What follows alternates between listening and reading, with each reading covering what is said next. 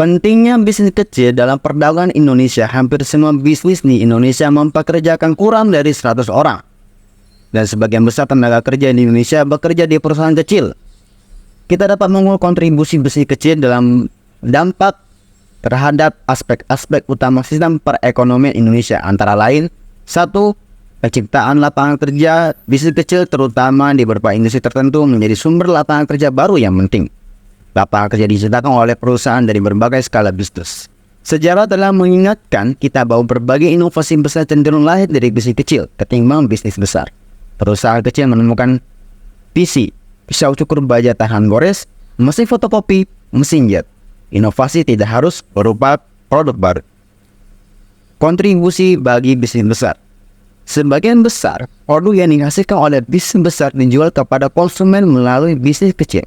Contohnya, sebagian besar dealer yang menjual Ford, Toyota, dan Volvo dikelola secara mandiri. Bidang-bidang bisnis yang populer. Pertama, ada bidang jasa. Contohnya seperti konsultan pernikahan, konsultan manajemen. Mereka hanya membutuhkan sedikit sumber daya. Oleh karena itulah mengapa penyedia jasa menjadi segmen bisnis kecil yang paling pesat pertumbuhannya. Lalu yang kedua ada bidang retail atau eceran. Retail menjual produk kepada konsumen dalam jumlah satuan atau eceran. Biasanya mereka yang merintis bisnis retail kecil memilih toko khusus, misalnya kedai kopi spesial yang memungkinkan pemilik untuk berfokus pada sumber daya yang terbatas atau segmen pasar yang kecil. Ketiga, konstruksi. Bisnis di Amerika Serikat terlibat dalam jasa konstruksi karena banyak dari pekerjaan konstruksi ini merupakan proyek lokal kecil. Lalu yang keempat ada bidang perdagangan grosir.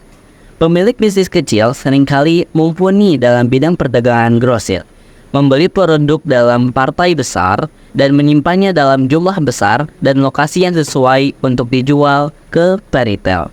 Selanjutnya ada bidang keuangan dan asuransi.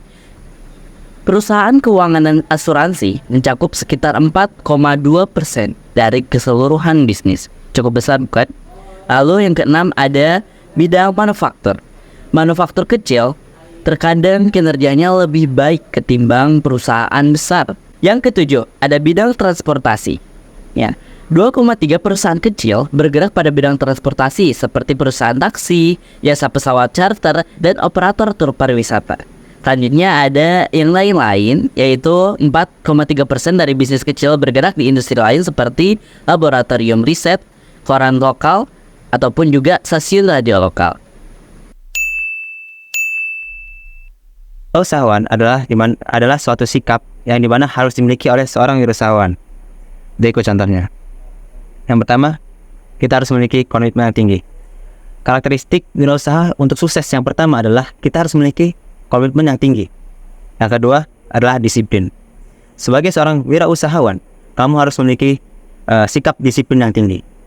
Yang tiga adalah percaya diri. Percaya diri merupakan suatu langkah awal bagi kamu untuk membuka usaha. Yang keempat adalah pantang menyerah. Tentu saja, membuat usaha dari awal itu pasti ada kegagalan maupun tantangan dalam berusaha, dalam membuka usaha. Yang kelima adalah memiliki kreativitas tanpa batas. Kreativitas adalah salah satu karakter wirausaha yang juga sangat penting dalam kegiatan wirausaha. Yang keenam adalah jujur. Dalam segi manapun, dalam segi aspek manapun, kejujuran adalah suatu hal yang paling penting. Yang ketujuh, yaitu berani mengambil risiko. Karakteristik wirausaha lainnya adalah berani bertanggung jawab dan bahkan mengambil risiko yang paling tinggi. Kepemilikan bisnis non-korporasi.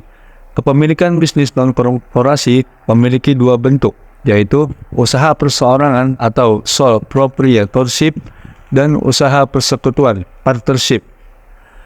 Adapun perusahaan perseorangan didefinisikan dengan usaha yang biasanya dimiliki dan dikelola oleh pemilik tunggal saja.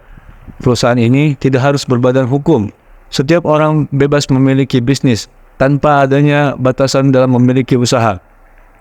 Maka bentuk kepemilikan ini dinilai paling sesuai bagi orang yang berniat memulai bisnis.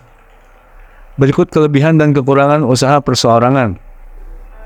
Kelebihannya, laba mutlak hanya untuk owner, pajak yang lebih rendah, kebebasan dan pengendalian penuh, organisasi yang sederhana dan mudah dibentuk. Adapun kekurangan dari perusahaan perseorangan, kerugian hanya ditanggung owner, kewajiban yang tidak terbatas, dana dan keahlian yang terbatas, usaha yang terisolasi, kurangnya berkesinambungan bisnis. Selanjutnya adalah korporasi. Korporasi atau perusahaan adalah jenis badan hukum yang dibentuk khusus untuk melakukan kegiatan seperti menjalankan bisnis, namun secara resmi diperlakukan sebagai individu. Selanjutnya ada jenis-jenis korporasi. Yang pertama, private corporation adalah entitas bisnis yang dimiliki oleh individu-individu atau kelompok terbatas. Biasanya hanya sedikit orang yang terlibat dalam perusahaan ini, dan sahamnya tidak diperjualbelikan secara umum di pasar. Yang kedua, public corporation menjual sahamnya kepada pihak luar, memerlukan tambahan modal atau dikenal sebagai going public. Yang ketiga, quasi public corporation dan non-profit corporation. Jenis ini mencakup perusahaan yang lebih fokus pada tujuan sosial atau kemanfaatan umum daripada menghasilkan keuntungan. Lalu ada mengelola korporasi. Tata kelola perusahaan atau corporate governance selanjutnya disebut sebagai CG, merupakan suatu sistem yang dirancang untuk mengarahkan pengelolaan perusahaan secara profesional berdasarkan prinsip-prinsip transparansi, akuntabilitas, tanggung jawab, independen, kewajaran, dan kesetaraan. Penerapan good corporate governance dapat meningkatkan nilai dan mutu suatu perusahaan, sehingga perusahaan tersebut dapat menjadi perusahaan yang sehat.